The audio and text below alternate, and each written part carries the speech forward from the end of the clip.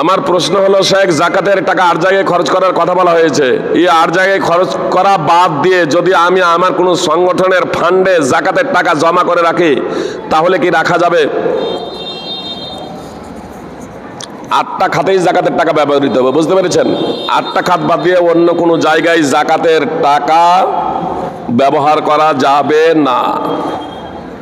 আল্লাহ হেদায়েত দান করুক সেই সমস্ত ভাইদের যারা বলে জাকাতের টাকা দিয়ে মাদ্রাসা নির্মাণ করা যাবে না। যে এটা শুধু তাদের ফতোয়া নয়, এটা অবশ্য বাস্তব কথা, খুব মনোযোগ দিয়ে শুনুন। আপনার সূরা তওবা 9 নম্বর সূরার 60 নম্বর আয়াত, ফি সাবিলিল্লাহর ব্যাখ্যাতে যাবেন। স্বয়ং মুফতি শাফি দেওবন্দি হানাফি তিনি নিজেও দ্ব্যর্থহীনভাবে উল্লেখ করেছেন, মুতাকাদ্দিমিন এবং মুতাআখিরিন উলামায়ে কেরাম এবং ইমামগণের ঐক্যমতে জাকাতের টাকা দিয়ে মসজিদ মাদ্রাসা জনকল্যাণমূলক কোনো কাজ করা যাবে না। ওই 8টা যে খাত আছে, ওই 8টা খাতেই ফি সাবিলিল্লাহ তো সবকে যোগাযোগ করছিল না, বলছে এগুলো করা যাবে না। জাকাতের টাকা দিয়ে, আর সংগঠনের তো অনেক নেতারা বলছেনই যে জাকাতের টাকা দিয়ে মাদ্রাসা নির্মাণ করা যাবে না।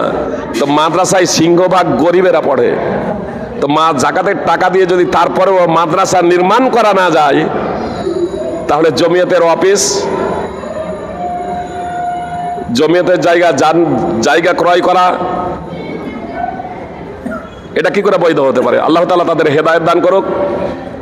কোন সংগঠন স্পেশাল ভাবে আবার এই কথা কেটে না, আমি তাদের জন্য বলছি, তাদের ক্ষেত্রে বলছি, যারা জাকাতের টাকা দিয়ে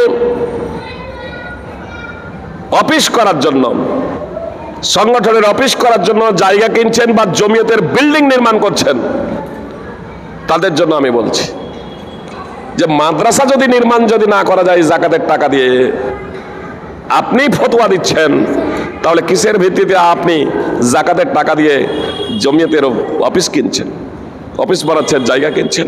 আল্লাহ হেদায়েত দান করুক। যে জাকাত আল্লাহ তাআলা সম্পদে ফরজ করেছেন, আর তার খাতও আল্লাহ তাআলা নির্ধারণ করে দিয়েছেন। আমি এবং আপনি নিজের খেয়াল খুশি ইচ্ছে মতো সেই টাকাকে ব্যবহার করতে, ভোগ করতে পারি না। আল্লাহ আমাদের হেদায়েত দান করুক, আমিন।